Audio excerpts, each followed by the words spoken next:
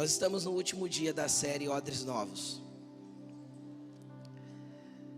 Mas a semana que vem começa outra. Nós estamos no último dia da série Odres Novos. E de verdade, eu não imaginava que Jesus daria tanta coisa para falar a respeito desse assunto. É interessante que quando eu preguei a segunda vez, a Laine pregou a primeira vez, eu preguei duas. Quando eu preguei a segunda vez, eu cheguei na Laine e falei assim: Laine, não tem mais nada para falar de Odre não. E aí Jesus deu a palavra da semana passada. Eu falei para ela essa semana de novo: Laine, não tem mais nada para falar de Odre não. Mas aí ontem à tarde eu estava em casa orando, falando com o Senhor, e o Senhor falou novamente a respeito de Odres. E para quem não veio em nenhuma mensagem desta série, deixa eu explicar um pouquinho o que é um odre, porque às vezes você nunca ouviu essa palavra. Um odre era um recipiente antigo que se usava antigamente para transportar líquidos, em especial para se armazenar o vinho. Por quê? Porque as pessoas pisavam o lagar e saía aquele suco de vinho puro, chamado na Bíblia de mosto. Então isso era depositado dentro desses recipientes que pareciam um cantil. Quem já viu um cantil? Daqueles tipo de exército, né? E era depositado num cantil, e como não havia refrigeração, nem sistema nem nenhum tipo de conservante, então o que fazia? Colocava nesses recipientes de couro e guardava o vinho ali, né? E esse couro, esse recipiente de couro, esse odre deveria ser elástico. Por que ele deveria ser elástico e flexível? Justamente porque durante esse 1 ano guardado até que a nova safra de uva chegasse, havia um processo natural de fermentação da uva, por ela estar guardada ali. E aquilo fazia com que o odre estufasse, expandisse. E aí é interessante que certo dia Jesus usou o exemplo do odre para falar de algo, para exemplificar algo que estava acontecendo. Inclusive é nesse texto que está baseado a nossa série de mensagens. Eu quero ler ele com você. Está em Mateus 9:17. Coloca no telão para mim. Não precisa abrir não, depois nós vamos abrir o texto principal. Não se põe vinho novo em odre velho. Se o fizer, o odre se arrebentará e o vinho se derramará e o odre se estragará. Ao contrário, põe-se vinho novo em odre novo e ambos se conservam. Amém? Então, quando que Jesus usou esse contexto? Durante essa série de mensagens eu fui explicando todas essas coisas, mas eu quero recapitular com você. Começaram a criticar o ministério de Jesus. Chegaram em Jesus questionando ele, falaram: escuta, os fariseus e os discípulos deles fazem isso, isso e isso. O João Batista e os seus discípulos fazem assim, assim, assim. Por que os seus discípulos fazem diferente? Então era uma crítica justamente porque Jesus estava trazendo uma linhagem, um tipo de ministério diferente para aquela estação, para aquele momento. E aí Jesus, quando vai explicar a respeito disso, ele olha para aquele povo e ele diz assim: olha, deixa eu explicar para vocês. Não se coloca vinho novo em odre velho. Vocês são odres enrijecidos que se acostumaram com um modelo, e esse modelo enrijeceu vocês. Mas o que Deus está derramando neste tempo precisa de odres flexíveis, que se adaptam aos modelos sem perder a essência do que tem dentro, que se adaptam à mudança do vinho sem perder a essência do vinho. Quem está entendendo o que eu estou falando? E aí sempre foi assim. A igreja sempre passou por estações e Deus sempre derramou. E é interessante que a gente vai encontrar na Bíblia, sei lá, um monte de exemplos, um monte de passagem bíblica. Eu creio que pelo menos umas 20 passagens bíblicas que vai dizer assim, ó: eis que faço nova todas as coisas. Eis que faço novo de novo. Deus é especialista em fazer novo outra vez, porque Ele ama derramar o vinho novo. Mas o problema é que muitas vezes os odres, os recipientes que Deus quer usar, não estão prontos para esse derramar do novo. Então que você seja um odre flexível, maleável. Olha para essa pessoa que está do teu lado e fala assim para ela: seja facinho. Seja facinho para Jesus. Só para Jesus, fala. Amém? E aí, durante todo essa série, você pode procurar isso no YouTube, estão todas as mensagens lá. Nós falamos que Deus procura por odres. Nós falamos que Deus tem um tempo em que Ele prepara os odres, ou seja, quando Ele fecha um ciclo e nós já experimentamos daquele odre velho e já vivemos tudo que nós podíamos viver naquele velho tempo. Então Deus vira a estação, só que Ele trabalha em nós para que nós entremos numa nova estação. Tá? Tudo isso está no YouTube, você pode encontrar essas mensagens. Nós falamos também a semana passada a respeito dos modelos. O quanto o mundo está carente de padrão. O quanto o mundo está carente de um odre dentro das perspectivas que Deus quer que um odre tenha. E quanto o Evangelho tem relativizado o pecado para agregar as pessoas. O que interessa é o volume e não o quanto elas estão sendo transformadas, e isso é uma mentira. Amém? O que interessa é o quanto elas estão sendo transformadas, porque a transformação trará o volume, trará as pessoas. Amém, gente? E hoje nós vamos falar um pouquinho sobre o mercado de odres. Abra comigo a tua Bíblia no livro de Mateus, capítulo 21, versículo 12. Mateus 21, 12.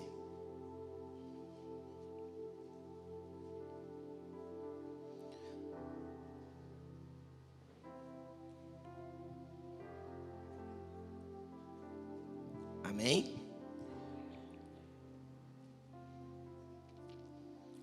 Mateus 21, 12 vai dizer o seguinte: acharam? Vocês estão quietinhos? Acharam, gente? Vamos lá. Jesus entrou no templo e expulsou todos os que ali estavam comprando e vendendo. Derrubou as mesas dos cambistas e as cadeiras dos que vendiam pombas. E lhes disse: está escrito, a minha casa será chamada casa de oração, mas vocês estão fazendo dela um covil de ladrões. Fecha sua Bíblia, presta atenção aqui em mim. Deixa eu te colocar no contexto. Quando isso aconteceu e o que estava acontecendo? 7 dias ou 8 dias antes de Jesus ir para a cruz, ele entrou em Jerusalém, montado em um jumentinho. E conforme ele entrava, as pessoas gritavam: Hosana, aquele que vem em nome do Senhor, exaltado aquele que vem em nome do Senhor. E a Bíblia diz que algumas pessoas pegavam os seus mantos e jogavam no chão para que Jesus passasse por cima com o seu jumentinho. Outros pegavam ramos de árvores, de palmeiras, e jogavam no chão para que Jesus passasse. Disso nasceu a tradição, por exemplo, do Domingo de Ramos, que a Igreja Católica faz. E Jesus entrou de forma triunfal em Jerusalém, sendo adorado e exaltado, ainda em homem, ainda como homem, sem morrer e ressuscitar. E ele foi direto para o templo. E quando ele chega no templo, a Bíblia diz que ele entrou no templo e viu ali no templo quem comprava e vendia, a mesa dos cambistas e as cadeiras dos que vendiam pombas. E segundo o relato do Evangelho de João, porque isso é relatado nos 4 evangelhos, Mateus, Marcos, Lucas e João fala dessa passagem. Segundo o relato de João, ele fez um chicote, ele pegou um chicote que tem 3 pontas, que é aquele chicote que tem a ponta ou com ferro ou com osso na ponta. E eu fico pensando, a geração de hoje, toda ofendidinha, mimimi, nada pode falar, vendo Jesus arrancar um chicote, meu amigo, e descer o pau nas mesas de todo mundo e virar a barraca de cambista, mesa de cambista para cima, e quebrar a cadeira de quem vendia pomba e mandar todo mundo embora dali. E todo mundo vazou quietinho. Se você ler os 4 evangelhos, o que aconteceu em seguida, você não vai ver nenhum evangelho relatando que os líderes do templo, os sacerdotes, ou qualquer pessoa achou ruim com Jesus. Ninguém falou nada, ficou miudinho, quietinho. Agora quero chamar a atenção para você em 2 coisas. Primeiro, Jesus já tinha ido no templo várias vezes. Não era a primeira vez que ele estava ali e ele chegou, ficou escandalizado. Então ele teve uma ação sanguínea, né? E saiu batendo em todo mundo. Não, Jesus já tinha ido ali várias vezes. Ele já tinha visto aquele comércio várias vezes. Amém? Então comigo? Mas chegou um momento em que ele tinha autoridade para fazer o que fez. Tanta autoridade que ninguém deu um pio, ninguém abriu a boca, ninguém questionou, ninguém foi brigar com ele. Simplesmente todo mundo vazou, depois de levar os pedaços das coisas embora. E ficou quieto.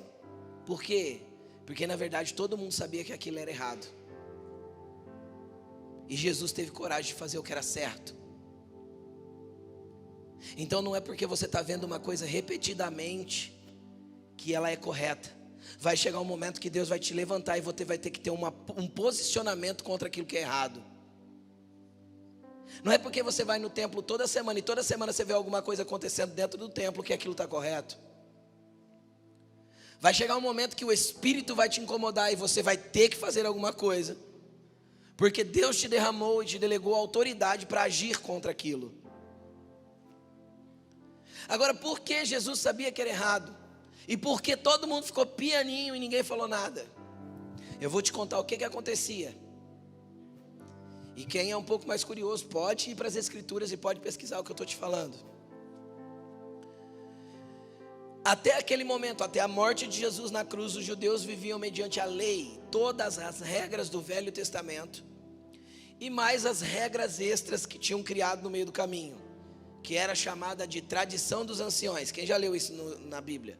Tradição era um grupo de regras a mais que tinham criado. E aí o que aconteceu? Aconteceu que no Velho Testamento dizia o seguinte, preste atenção no que eu vou te falar. Pelo menos uma vez ao ano, e de preferência na Páscoa, o judeu tinha que ir até o templo e levar o dízimo de tudo que ele tinha produzido durante o ano. Se cereal, cereal, se azeite, azeite. Quem lembra da pregação? Se vinho novo, vinho novo. Se boi, boi, ovelha. E aí, o que Deus permitiu fazer? Porque imagina um cara que morava a 300 quilômetros longe de Jerusalém. Aí vamos imaginar que ele é um cara rico e tem lá, ele nasceu naquele ano para ele 500 novilhas lá, 500, filhotes de vaca. E aí ele tinha que levar quanto de dízimo? 50. Agora imagina ele viajando 300 quilômetros arrastando 50 vacas. Quem está entendendo o que eu estou falando? Aí imagina que ele colheu muito trigo, encheu um monte de celeiros. Imagina ele encheu 10 celeiros de trigo, tem que levar um para Jerusalém. Que jeito que ele leva? Quem está entendendo o que eu estou dizendo? Então o que Deus permitiu fazer? Na lei existe uma regra que diz o seguinte: se você mora longe de Jerusalém e Deus te abençoe, você tem muito esse ano para dizimar, venda tudo, faça isso virar dinheiro, ouro, leve com você lá em Jerusalém, compre de volta no mesmo volume e apresente ao Senhor. Isso era uma regra que podia ser feita. E aí quem tinha muito era essa regra, quem tinha pouco levava consigo. E além do dízimo existia a oferta pelo pecado. O que era a oferta pelo pecado? Todas as vezes que alguém quisesse pedir perdão a Deus, tinha que levar um sacrifício. Por quê? Porque não existe perdão de pecado sem derramamento de sangue, isso é uma lei espiritual. Só que aí Jesus derramou o seu sangue por nós para perdoar os nossos pecados, amém? Aleluia. Mas até aquele momento, se alguém quisesse ser perdoado, tinha que levar um sacrifício. E como funcionava isso? Qual que era a regra para isso? Era uma regra justa. Se você é rico, leve um boi. Se você é de classe média, leva uma ovelha, um cordeirinho. Se você é pobre e não tem condições, faça uma arapuca. A Bíblia não diz da arapuca, lógico, mas faça uma armadilha, capture ou uma rolinha ou uma pombinha e leve para o templo para você ser perdoado. Porque a pessoa que não tinha condições de comprar, ela podia pegar, caçar um passarinho e levar e apresentar ao Senhor. Estão comigo? O que estava acontecendo aqui nos dias de Jesus? Acontecia que tinha um comércio ali, e esse comércio era da seguinte forma: havia uma parceria entre as pessoas que compravam e vendiam ali dentro do templo e os sacerdotes. E os sacerdotes só aceitavam animais que fossem recomprados ali com aqueles vendedores. É como se aqueles vendedores dessem o crivo de pureza do animal para que ele pudesse ser oferecido. Quem está entendendo o que eu estou falando? Então havia um mercado corrupto ali, na onde se você chegasse com bois comprado em outro lugar, eles não aceitavam, tinha que ser aquele comprado ali. A ovelha, o cordeiro. E ali também tinha cambistas. O que é cambista? Quem mexe com câmbio, gente. Quem já trocou dinheiro na casa de câmbio? Então o cara que chegava com ouro, ele ia ali negociar para pegar de volta o seu boi, as suas coisas, e ali tinha uma depreciação do dinheiro dele, como numa casa de câmbio. E tinha um valor que era cobrado para esse câmbio ser feito. E pior do que esses dois, tinha os vendedores de pomba. Porque o cara não podia caçar a pombinha, ele tinha que comprar a pomba do vendedor de pomba do templo. A injustiça reinava ali, naquele mercado. Então Jesus chega e quebra tudo e manda todo mundo embora. Aí você pode pensar: pastor, o que isso tem a ver com a minha vida? Calma que eu vou te explicar. A mensagem hoje é o mercado de odres. Durante toda essa série de mensagens eu expliquei algumas coisas, e uma das coisas que eu expliquei foi que o odre somos nós, o recipiente que Deus quer derramar somos nós, amém? Só que para que Deus derrame existe um processo, para que nós nos tornemos flexíveis de novo, quem lembra? Então Deus trabalha em nós. Esse processo normalmente ele está baseado no que eu li com vocês em Romanos 12, versículo 1. Ele fala: rogo-vos, pois, irmãos, pelas misericórdias de Deus, que vocês apresentem os vossos corpos como o quê? Sacrifício vivo, santo e agradável a Deus. E esse é o culto racional que vocês prestam a Deus. Quem lembra disso? Então transformem-se renovando o seu modo de pensar. Então peraí, eu sou o odre que precisa ser transformado, mas eu também sou o sacrifício que tem que ser apresentado diariamente para que esse odre possa ser mexido, mudado, moldado segundo a imagem de Deus, segundo a vontade de Deus. Estão comigo? Sim ou não?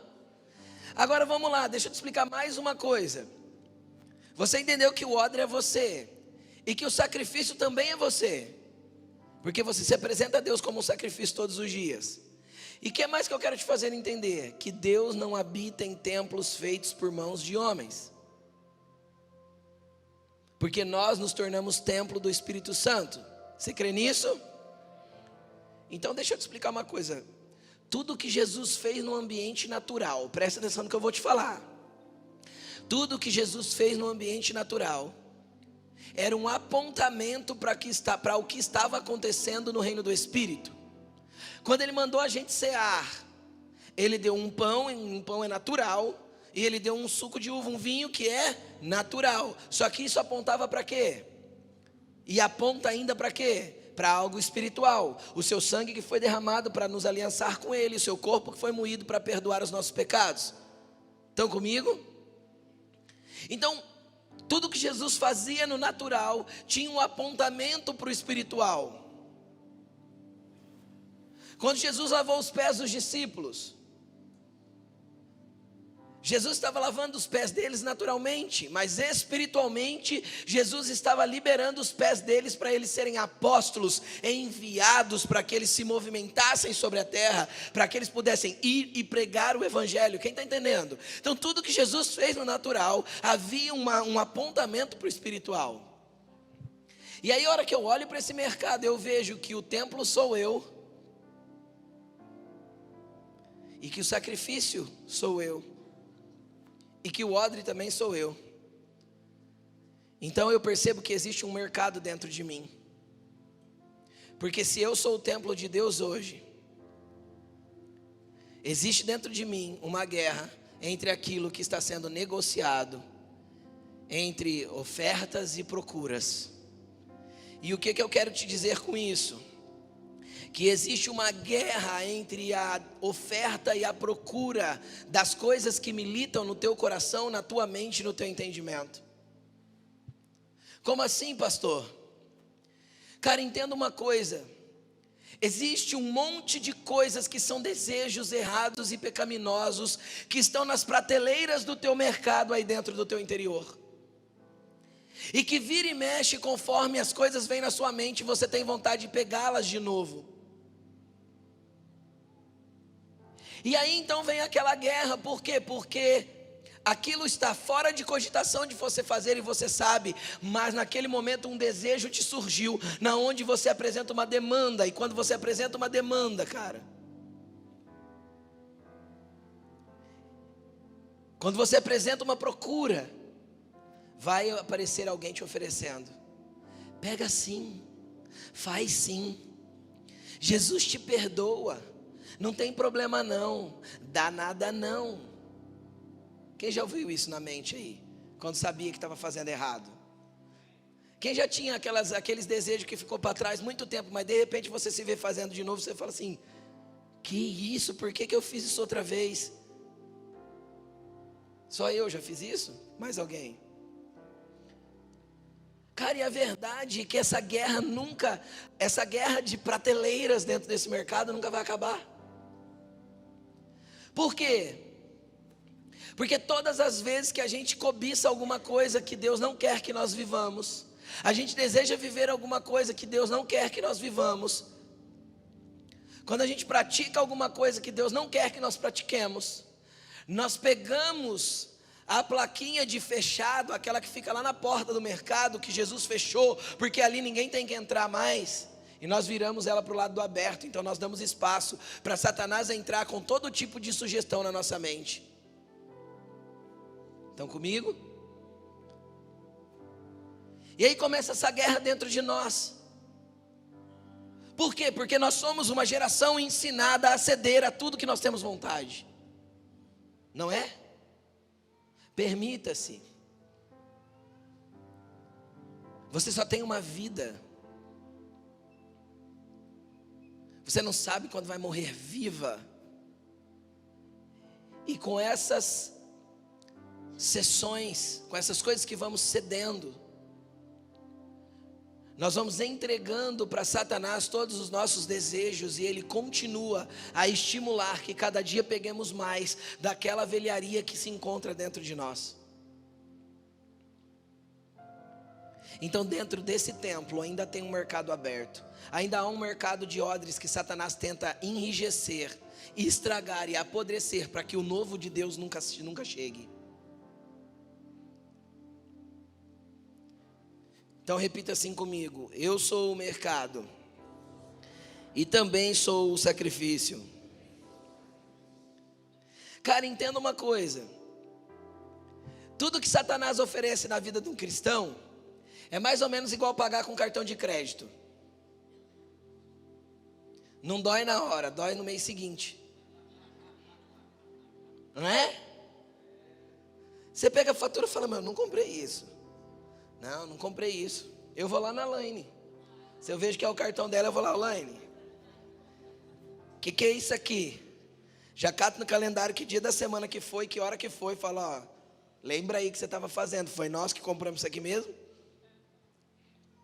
Rapaz, 99,999% das vezes foi. Não é assim? Querido, deixa eu te explicar uma coisa. Existem coisas que Satanás está te oferecendo dentro do teu mercado interior aí, que você aceita agora, mas a colheita não vem agora. A fatura não vai chegar hoje. Existe um monte de coisa que você está comprando aí, que a fatura só está sendo somada. Porque a ideia de Satanás é deixar a dívida impagável. Então ele esfrega ela na tua cara e fala: agora não tem mais jeito para você. Mas deixa eu te contar uma boa nova. Jesus sempre perdoa a tua dívida desde que você se arrependa da tua compra. Entendeu? Eu vou repetir. Jesus sempre perdoa a sua dívida desde que você se arrependa da sua compra. Tem jeito para você, querido. Jesus não desistiu de você. Não é porque você está nessa guerra contra o medo, contra a angústia, contra a depressão, contra a dor, contra os seus pecados, contra os desejos malignos, que acabou para você. Pelo contrário, você foi comprado por alto preço. Ele te comprou e não pôs mais etiqueta de preço em você, porque você não está à venda mais. Pastor, por que tem essa guerra dentro de mim? Quero ler com você Marcos 7:20. Marcos 7:20 ao 23.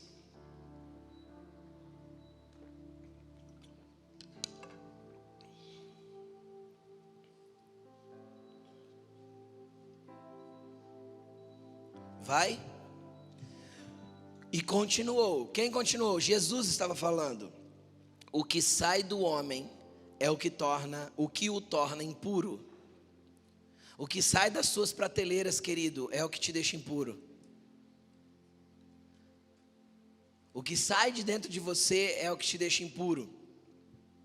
Pois do interior do coração dos homens vêm os maus pensamentos, as imoralidades sexuais, os roubos, os homicídios, os adultérios, as cobiças, as maldades, o engano, a devassidão, a inveja, a fofoca, a calúnia, a arrogância e a insensatez. Todos esses males vêm de dentro e tornam o homem impuro. Aí eu fico pensando, eu já pensei isso de verdade. Cara, por que quando eu aceitei Jesus e Ele me perdoou, por que Ele não arrancou todas essas coisas de dentro de mim? Não seria mais fácil se as prateleiras tivessem tudo vazia? Só com coisa espiritual, que eu olhasse nas prateleiras e encontrasse amor, paz, longanimidade, bastante longanimidade, mansidão, bastante mansidão, alegria, fidelidade, bondade, domínio próprio. Já pensou se as prateleiras só tivessem coisa boa? Se o meu coração tivesse cheio só disso, eu ia ser um anjo. Não ia? Você ia ser um anjo. Faltava só uma auréola e asinha para você voar. Pastor, por que Deus não faz isso? Por que ainda tenho que guerrear contra os meus desejos, contra pensamentos, contra tudo isso que está dentro do homem? Querido, deixa eu te explicar uma coisa. Essa é a mesma pergunta. Por que Deus colocou no meio do jardim a árvore do conhecimento do bem e do mal? É a mesma pergunta. Eles não estavam num jardim feito por Deus? Tudo não podia comer, para que ter uma árvore que não pode? Porque Jesus disse assim, ó: aquele que cumpre os meus mandamentos, este é o que me ama. O amor dele por você é incondicional, mas o amor que você tem por ele, querido, precisa ser cumprindo os mandamentos que ele deixou. E isso tem a ver com o evangelho, porque ele falou assim, ó, se alguém quer me seguir, faz o quê? Negue-se a si mesmo. Então o primeiro princípio para você seguir Jesus é olhar para a prateleira de um monte de desejo ruim e falar, eu não quero mais. É negar-se a si próprio, para que você entre num lugar de obediência e mostre que você ama Ele pelas suas ações. Quem está entendendo? Tem um monte de gente que ama Jesus fazendo um monte de coisa errada. Tem ou não tem? Tem. Tem um monte de gente que ama Jesus fazendo um monte de porcaria, e eu conheço várias delas, que se dizem evangélicos, se dizem cristãos e fazem um monte de merda, e coloca no Instagram, e não está nem aí, e no domingo ele está na igreja louvando, com a mãozinha levantada e fazendo post. Tem gente que você entra no perfil, é um desespero, só que você lê o cabeçalho do perfil, está assim: servo de Jesus Cristo, filho amado do Pai. Você fica pensando, mano, não condiz o que ele está dizendo com o que ele está postando. Imagina vivendo. Se o que eu posto é a melhor versão de mim, imagina a parte ruim que está por trás dos meus posts. Quem está entendendo o que eu estou dizendo? Aí não condiz, por quê? Porque é possível amar Jesus e ir para o inferno. Por quê? Porque o amor verdadeiro por Jesus é quando eu cumpro os mandamentos dele. É quando eu nego as prateleiras de dentro desse mercadão ruim aqui, ó.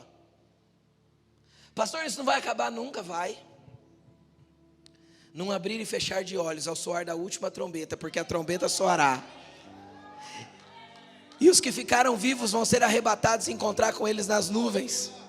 Então nós estaremos para sempre com Ele, nós teremos um corpo glorificado, e aquilo que é mortal se revestirá de imortalidade, e as prateleiras corrompidas se revestirão de incorruptibilidade. Aí já era. Então deixa eu te contar, esse dia vai chegar, então viva em obediência, viva negando a si mesmo, porque ali na frente, daqui a pouquinho, cara, Jesus vai te levar para uma eternidade limpo por completo, e nunca mais você vai ter que olhar para essas coisas que ainda militam dentro de você, sem traumas, sem dores, sem rancores, e a última lágrima será enxugada, e você não vai lembrar mais das coisas ruins da sua vida. Entendeu? Então vale a pena ser fiel, porque daqui a pouquinho a gente está indo para lá. E deixa eu te contar uma coisa: a senha de chamada não é na mesma ordem de chegada. A senha de chamada não é na mesma ordem de chegada, amigão. Já dizia minha mãe: para morrer basta estar vivo. Não é? Então você não sabe que hora a tua senha vai chamar? Obedeça os mandamentos. Esse é o que me ama. E se alguém me amar, será amado do meu Pai. E eu também o amarei e me manifestarei a ele. Uau! Entendeu? Mas para isso, queridão, deixa eu te explicar uma coisa. Jesus quer entrar, as primeiras, coloca para mim o versículo principal, Mateus 21:12. Existiram 3 tipos de pessoas diferentes que Jesus expulsou de dentro do templo. E é as 3 coisas que você vai ficar liberto hoje, quem crê? Primeiro, Jesus expulsou os que estavam comprando e vendendo. Então deixa eu te explicar. Sabe o tentador que fica soprando coisa no teu ouvido? Tudo que ele pode fazer é te tentar, porque Jesus já derrotou ele na cruz. Jesus já expulsou ele de dentro desse templo teu aí, ele já não tem lugar. Jesus olhou para Satanás e falou assim: ó, lá veio o príncipe desse mundo, ele não tem nada em mim. Ele não pode entrar mais. A porta do teu mercado está fechada para o diabo. Amém? Só que de vez em quando você está andando dentro do teu mercado, que está ali, prateleirinha misturada com paixão por Jesus. Quem acorda tem dia apaixonado por Jesus aí? Não tem dia que você acorda todo cheio do xarabanai assim, você acorda, não é? Não tem dia que você acorda, hoje eu estou espiritual, hoje se passar um endemoniado vai ficar liberto, hoje eu vou evangelizar todo mundo. E tem dia que você acorda que parece que você está aqui na terra e Deus está onde? Lá no céu. Não é assim?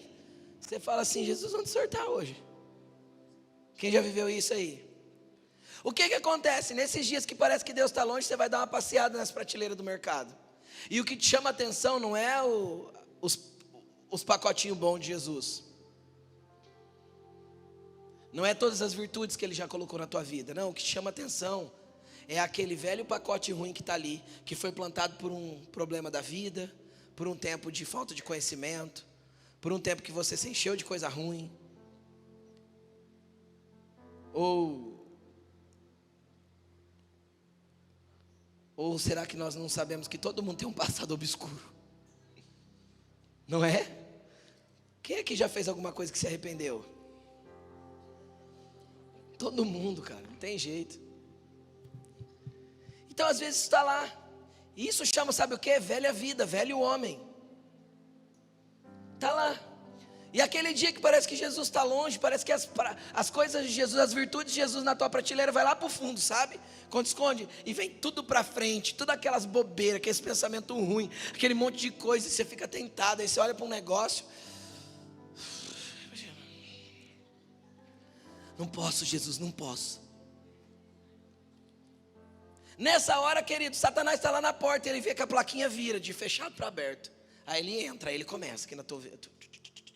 Agora deixa eu te explicar uma coisa. Jesus já expulsou isso de dentro de você. O primeiro que ele limpou foi os que compravam e vendiam. Pastor, e o que eu faço? Quando eu tenho tanto desejo assim, deixa eu te explicar uma coisa. Quem tem o Espírito Santo dentro aí? Todo mundo pode levantar a mão. Se você é de Jesus, você tem o Espírito Santo dentro de você. Existe um fruto do Espírito chamado domínio próprio. Cara, isso é tão verdade que quantas vezes eu já orei, Senhor, o domínio próprio precisa sair agora. Controla esse ser aqui. Já orei muitas vezes de verdade. Se é um fruto do Espírito, está lá na tua prateleira, é só você pegar. É um fruto. Pega, come, usa. Dá um tapa na sua própria mão e fala, você não vai pegar o outro. É só o que Jesus quer que você pegue. Amém? Estão comigo? Cara, aí vem uma segunda coisa que Jesus expulsou. Você entendeu que Satanás já foi vencido na cruz? E que o trabalho é agora dominar esse monte de coisa do teu coração? E que um dia isso vai acabar de vez? Você ficou feliz por saber disso? Isso traz um alívio, né? Um dia vai acabar. Aí ele entrou e tirou mais um grupo de pessoas. Ele derrubou as mesas dos cambistas. Deixa eu te explicar uma coisa. Sabe por que os que compravam e vendiam ele expulsou e os cambistas ele teve que arrancar até as mesas? Porque cambista é aquele que negocia valores. E quem negocia valor não tem pressa. Por isso que ele tem uma mesa, ele vai falar, senta aí. Fique tranquilo.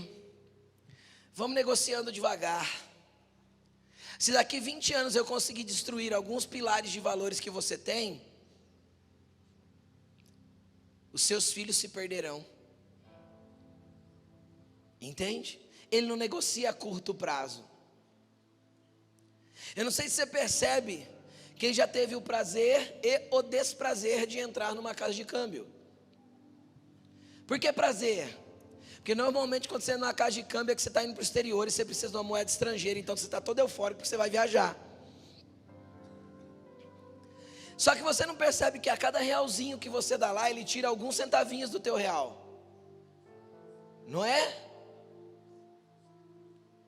Ele não te arranca todo o dinheiro. Ele te arranca alguns centavos do seu poder aquisitivo. E ele vai fazendo uma troca de moedas com você, a longo prazo. Agora, por que eu falei que é prazer e desprazer? Porque não sei se você já teve o desprazer de chegar com dinheiro estrangeiro de volta e ter que ir numa casa de câmbio destrocar. Aí você se sente roubado. Fala, não é possível. Para comprar, tipo assim, para comprar eu paguei R$5. Agora para eles comprar de mim de volta eles estão pagando R$4,50. Agora o problema é que muitas vezes você só percebe o quanto foi roubado depois da euforia da viagem. Entendeu ou não? Então, no ambiente espiritual, pastor, o que isso tem a ver? Cara, às vezes Satanás está te colocando na mesa e roubando valores teus de centavinho em centavinho, faz tempo. Arrancando princípios, a mídia está bombardeando a sua mente com valores que estão sendo roubados. E devagarzinho, centavinho em centavinho, ele vai te arrancando. Quando você vai perceber? Quando algo de muito valor se perder na tua vida. Quando você olhar para o teu filho e falar: Deus, onde eu errei? E ele ter que jogar na tua cara dizendo assim: em tudo, filho, porque você negocia valores dentro da sua casa faz tempo. Porque faz tempo que você está na mesa do cambista e nem percebeu. Porque você foi negociando gradativamente. As coisas mais grosseiras, os pecados mais grandes, beleza, é os que compravam e vendia. Você já pôs para fora e ponto, eu sou de Jesus agora, maravilha. Só que aí ele vai te sentar numa mesa e falar: então tá bom, você não quer mais o pecado? Então vou negociar valores. Você tem ouro aí? Eu tenho denário para te dar. Quem está entendendo o que eu estou falando? Vai valer um pouquinho menos, mas cara, você vai estar bem ainda. Hoje ele te rouba a integridade. Amanhã você aceita aquilo que era inaceitável. Depois de amanhã você está emitindo uma nota falsa. No outro dia você voltou a xingar e nem percebeu. Por quê? Porque tem um cambista ali. Só que tem um azorrague de Jesus pronto. Tem um chicote de 3 pontas no jeito. Agora, por que o chicote é para bater em você? Não. Porque o chicote não bateu em ninguém. Jesus não feriu um homem. A Bíblia diz que ele expulsou os que compravam e vendiam, quebrou as mesas e quebrou as cadeiras. Porque Jesus não bate em pessoas. Ele só revira as pessoas por dentro para que elas despertem para aquilo que está errado. Então o chicote dele não vai mexer em você, vai mexer com você, lá dentro, tudo. E aí você se sente às vezes todo revirado aí dentro. Deus, o que está acontecendo? Porque as coisas para mim está tudo do avesso, Jesus, está tudo virado ao contrário, está tudo despedaçado. É porque Ele está querendo pôr ordem nesse templo aí que você não deixou Ele organizar ainda. Ele está querendo quebrar as mesas de negociação de valores. Ele está querendo mudar suas perspectivas a respeito de quem Ele é. Mais um detalhe que nos coloca para negociar, querido. Imagina que você vai para uma casa de câmbio, sem cotar o valor da moeda no dia, sem saber quanto vale. Imagina que você fosse completamente leigo a respeito do valor do dólar hoje. Eu não sei quanto dá o dólar hoje, eu não sei. Tá, você está totalmente sem nenhum tipo de informação. Aí você vai sentar na mesa de um cambista. Ele pode te enfiar no preço que ele quiser. Quem está entendendo o que eu estou falando? O que isso me mostra? Que quanto menos você conhece o seu valor, mais ele pode enfiar a quebra de princípios para dentro de você. Agora, como você vai conhecer o seu valor? É quando você conhecer a carta que te comprou, a escritura que te trouxe para ele. Entendeu ou não? A escritura que te passou para o nome dele. Quando você sabe o seu valor, você não negocia princípios, porque você nunca vai aceitar menos.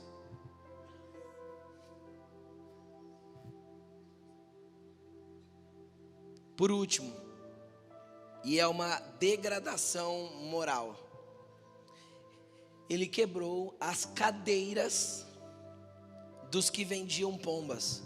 Na hora que eu li isso, eu falei: Jesus, como assim cadeira?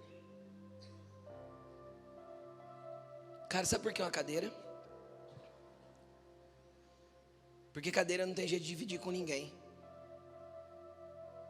Cadeira só você senta.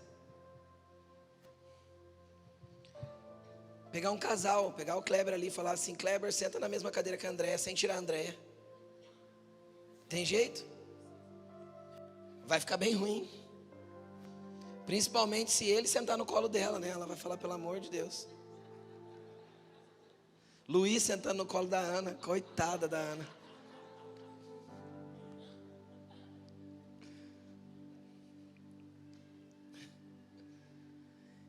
Cadeira só eu uso, cadeira individual. Agora, o que isso me aponta? Você lembra que o pior, o mais inescrupuloso mercado do templo era exigir que aquele que não tinha nada e não pudesse caçar a pombinha tinha que comprar dentro do templo? Cara, quando você chegar negociar tanto valores, você vai chegar num nível de justiça que o que importa é você primeiro. É o teu trono, é o teu lugar, é o teu umbigo, é o que você quer. E não interessa quem está ao redor. Se tem gente morrendo, se tem gente sem o que comer, se tem gente sofrendo, se tem gente... Você não está nem aí. Por quê? Porque o centro do universo é o teu umbigo. É o lugar que você senta e se sente rei. Deixa eu te falar uma coisa, Jesus vai passar o chicote nas pernas dessa cadeira, para você levantar as tuas duas pernas para o alto, cara, cair de costa no chão, sem fôlego, e falar assim: Jesus, o que estava acontecendo? Ele ia falar: você era egoísta, presunçoso, só pensava em você. Agora, qual que é o problema disso? Uma geração que pensa só em si, cara. Ele vem na igreja para quê? Deus, o meu problema, a minha dor, a minha angústia, o meu negócio, o meu carro, o meu. Por quê? Porque você já não consegue enxergar que tem pessoas mais necessitadas com você, precisando de uma pombinha. Tanto espiritualmente dizendo, como financeiramente dizendo. O centro do universo, eu, não me deixa ver o que tem ao meu redor.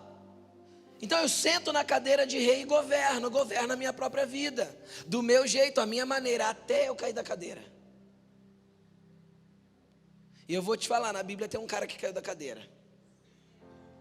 Sabe por quê? Porque ele foi negociando valores. Ele chama Eli, está lá no livro de 1 Samuel. Ele foi negociando valores, e foi ficando tão inescrupuloso a casa dele, que um dia Deus fez ele cair da cadeira. Só que ele caiu de costas, quebrou o pescoço e morreu.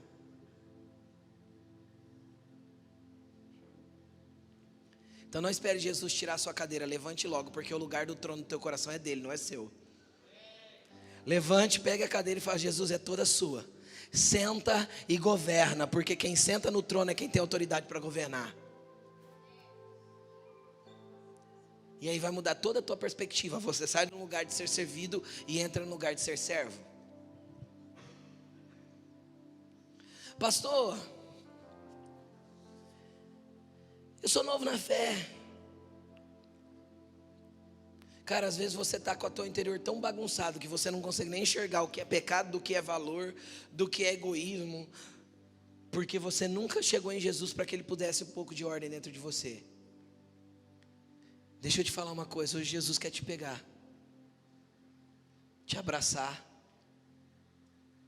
E deixa eu te falar, se você abrir a porta do teu templo para Ele, do teu odre para Ele,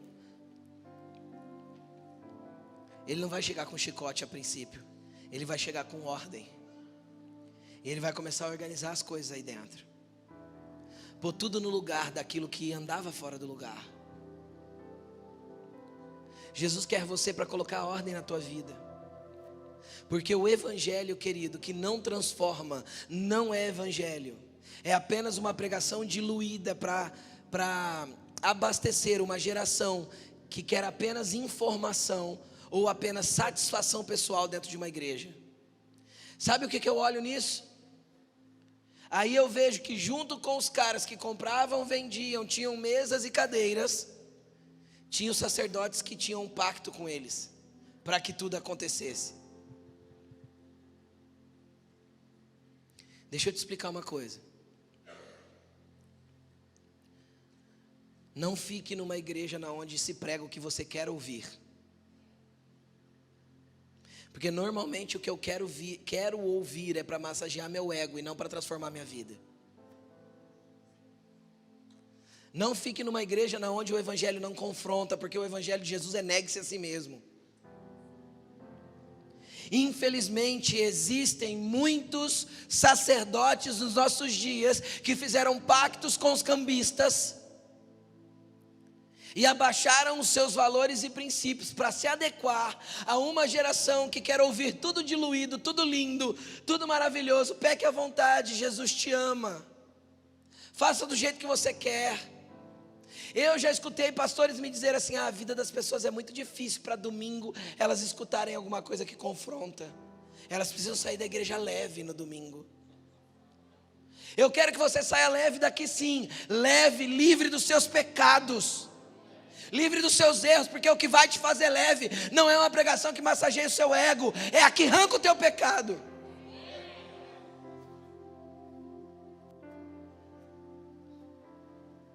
Então tem muito sacerdote que está lucrando com essa negociação. Lucrando em todos os tipos. Por quê? Porque consegue manipular uma pessoa desinformada que não tem conhecimento das Escrituras e que não conhece o Evangelho. Quem congrega nessa igreja sabe. Eu não tenho problema nenhum que você visite outra igreja. Tem pastor que tem medo. Por que ele tem medo? Porque ele serve o Evangelho tão ralo que quando chega lá ele tem medo que ele ouça alguma coisa melhor. Querido, deixa eu te explicar uma coisa. Às vezes você vai num restaurante e a comida é mais legal que a lá de casa. Agora, experimenta comer no mesmo restaurante durante 15, 20 dias direto. Você vai ver o que você vai sentir.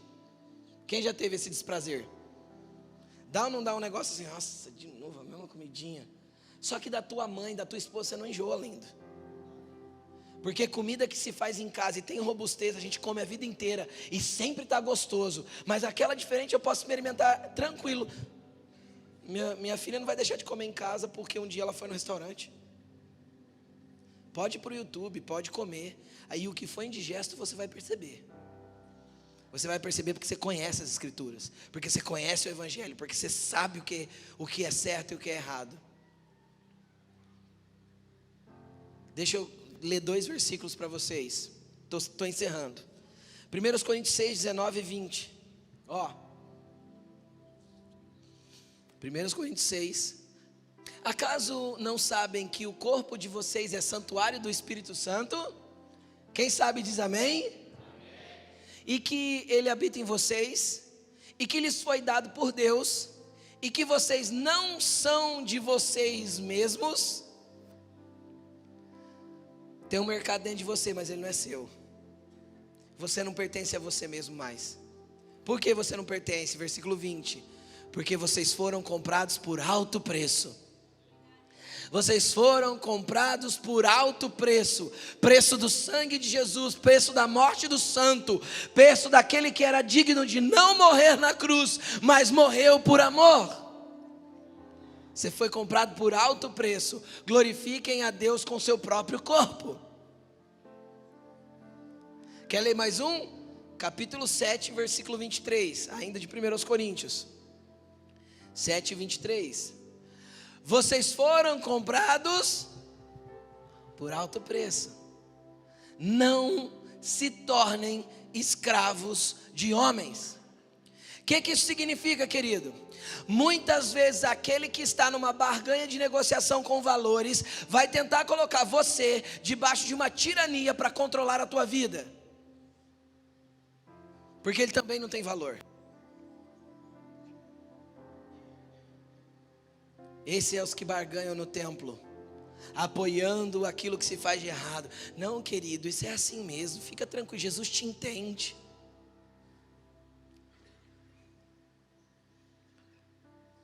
Não se torne escravo de homens, porque quem for escravo de homem vai se tornar escravo do pecado de novo. Agora, pastor, por que acontece tudo isso na nossa geração? E como eu posso vencer tudo isso? Como eu posso vencer? Eu já te expliquei. Jesus já entrou lá, já pôs ordem, já expulsou tudo. É só você sempre se manter no Espírito Santo e clamando pelo domínio próprio. Pastor, e se eu pegar alguma coisa que não podia pegar?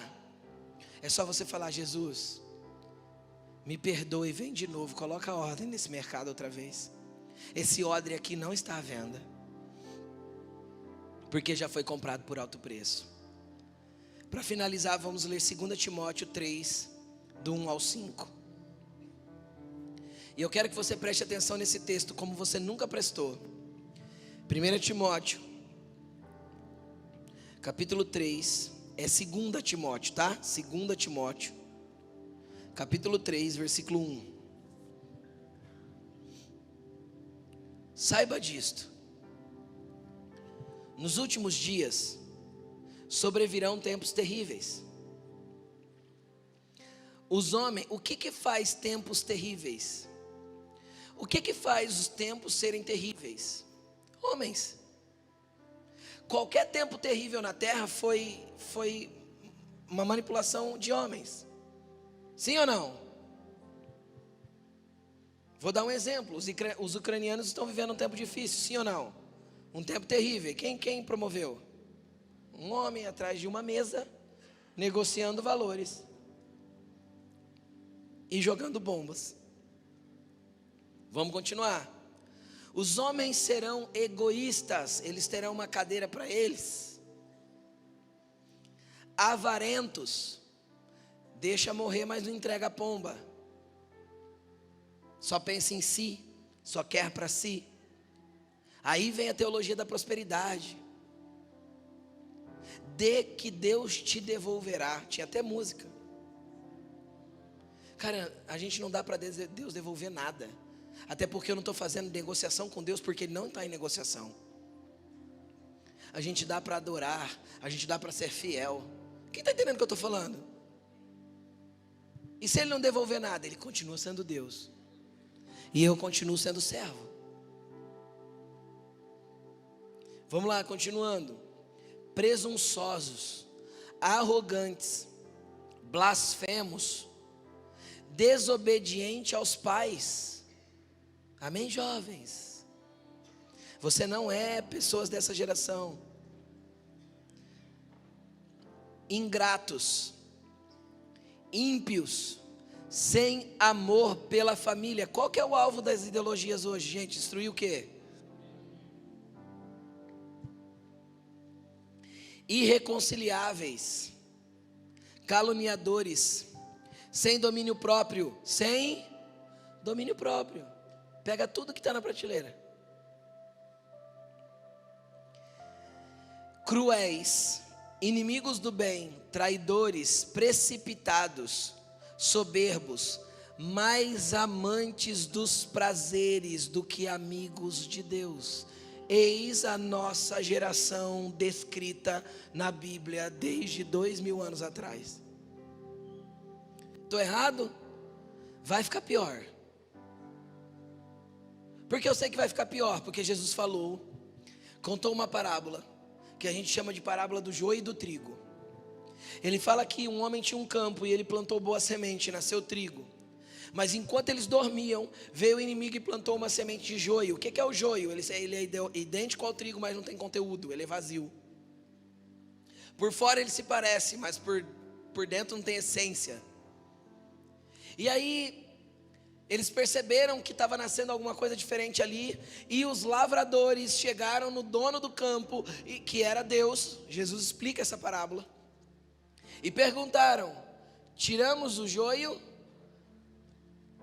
Deus respondeu, o dono do campo: não tire, porque na hora de tirar o joio você pode também tirar o trigo, sem querer. Deixe que ambos cresçam juntos, porque no dia da colheita nós vamos colher o joio primeiro, vamos lançar no fogo, depois nós colhemos o trigo e trazemos para o nosso celeiro. Jesus contou essa parábola, essa história. O que eu percebo? Que nesses dias, ao mesmo tempo que a injustiça, a devassidão, a promiscuidade, os homens vão se tornando como esses que nós lemos, e esses joios vão crescendo, o trigo precisa crescer junto, e não se misturar com o joio, descendo o seu padrão para o padrão deles, mas manter a sua essência e crescer junto com o joio. Então, quem faz filme zombando de Jesus, deixa que eles zombem. Você não pode zombar de Jesus com a sua atitude, porque você é trigo. Deixa o joio ter a característica dele. Tenha você a característica de um trigo. O que vai fazer a diferença não é você combater o joio. O que vai fazer a diferença é você ser trigo de verdade. Deixa crescer junto. Eu vou combater esses homens que são arrogantes, presunçosos, eu vou lá, vou brigar. Você é um militante de Jesus. Não. Jesus não precisa de milícia. O apóstolo Paulo disse assim, as armas da nossa milícia não são carnais, mas sim poderosas em Deus para destruir fortalezas de mente. Ora, se santifique, feche a porta do mercado, seja santo, estabeleça um trigo cheio de conteúdo e deixe o joio ser joio. Porque de repente, cara, o joio vai chegar em você e vai falar assim: eu não aguento mais ser vazio. Tem um oco aqui dentro e eu não sei o que eu faço. Eu experimento de prazeres e nada me satisfaz. E aí você vai olhar para ele e falar assim: então, eu tenho uma semente que eu posso te dar. Eu tenho algo que pode te alimentar. Deixa eu abrir o meu mercado aqui, que tem coisa boa para eu compartilhar com você. Vem cá, entra aqui comigo. Para você ele está sempre aberto. Pega de amor, pega de paz, porque Jesus me abasteceu com ela. Pega de alegria, pega de longanimidade, pega bondade aqui também. Você vai ter para compartilhar, cara.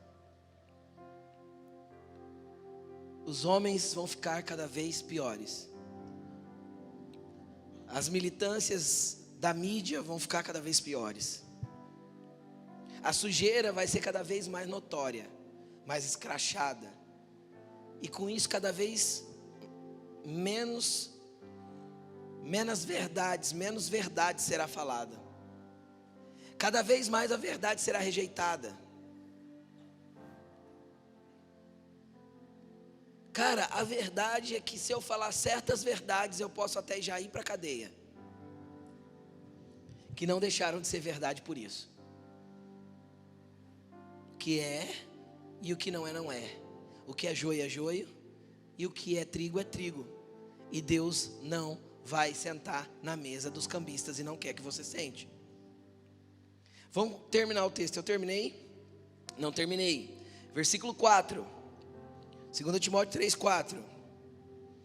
Traidores, precipitados, soberbos, mais amantes dos prazeres do que amigos de Deus, tendo aparência de piedade, mas negando o seu poder, afaste-se deles também. Sabe o que essa palavra piedade significa no grego?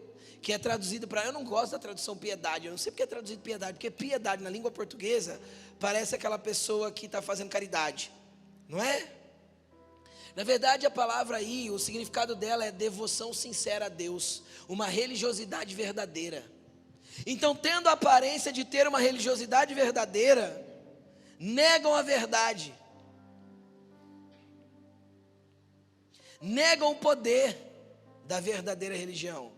Então isso está falando até de evangélicos, de frequentantes de igreja, de gente assim, que às vezes a aparência é de piedade, mas a atitude nega o poder de Deus. Aí eu entendo quando Jesus falou assim, ó, avalie a árvore pelos frutos. Agora, quando eu avalio uma árvore pelo fruto, eu não posso condenar e nem julgar essa árvore. Pegou? E é uma linha estreita. Então eu olho para uma pessoa e sei que o fruto dela é ruim, mas eu não vou nem julgá-la e nem condená-la. Eu vou amá-la. Amá-la? Porque quem sabe na minha justiça eu transformo a iniquidade dela pelo poder de Deus que habita em mim. Entendeu? Agora, amar também não é ser conivente com tudo. Então, se você amou uma pessoa e ela já é teu amigo, quando ela fizer alguma coisa errada, mostre para ela que está errado e mostre nas escrituras. Ou não faz assim, isso está errado. Pegou? Entendeu? Ame até ter o coração dessa pessoa. E quando você tiver, continue amando, mas agora falando a verdade em amor. Falando a verdade em amor. Cresçamos em tudo naquele que é o cabeça, Cristo. Coloque-se de pé.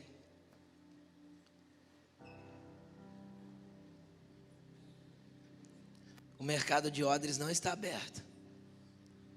Jesus já tirou os que compravam e vendiam de dentro de você. E se tem coisas aí que você ainda está negociando, qual que vai ser a tua oração nesse momento? Mostrar para Jesus quais que são as suas áreas de negociação.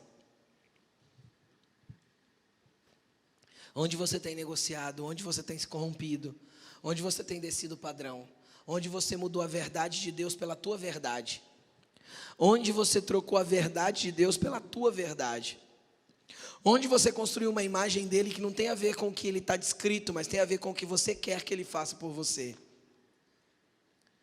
Então olhe para o teu mercado agora e pergunte para o Espírito Santo: Espírito Santo, deixa eu ver dentro do meu mercado aqui. Deixa eu ver dentro desse mercado de odre aqui, para ver se tem alguma coisa aqui que não condiz com o Senhor. Eu queria que você fechasse seus olhos e começasse a sua oração.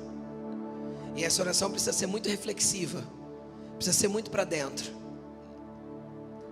Peça para o Espírito Santo te mostrar o que tem dentro de você e quais são as áreas que você precisa pôr ordem nas prateleiras. Às vezes a tua vida, teu mercado nem porta tem mais, está tudo arrebentado, tudo arrombado. E Satanás entra aí e faz a bagunça que quer quando quer. Hoje Jesus tem uma porta nova para colocar aí, querido. Só vá sendo sincero com Ele a respeito de como está o teu interior. Só vá sendo sincero com Ele a respeito de como está aí dentro. Se você se vê orgulhoso sentado na cadeira, pode ser que você tenha dificuldade de enxergar o que precisa melhorar.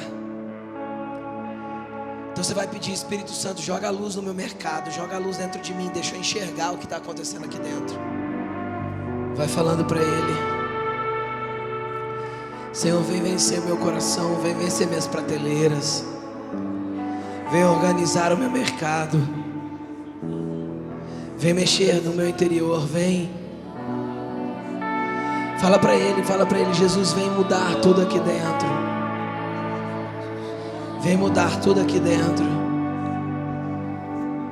Eu quero ser um odre novo, Jesus. Eu quero ter as coisas em ordem dentro de mim, porque eu quero ser cheio do vinho novo. Querido,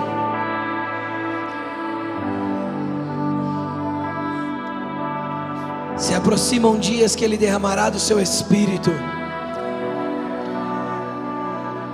e cada vez mais intensamente. Mas será em odres renovados, em odres que não estão no mercado, em odres que não se colocam à venda, em odres que não se entregam para as tentações das prateleiras.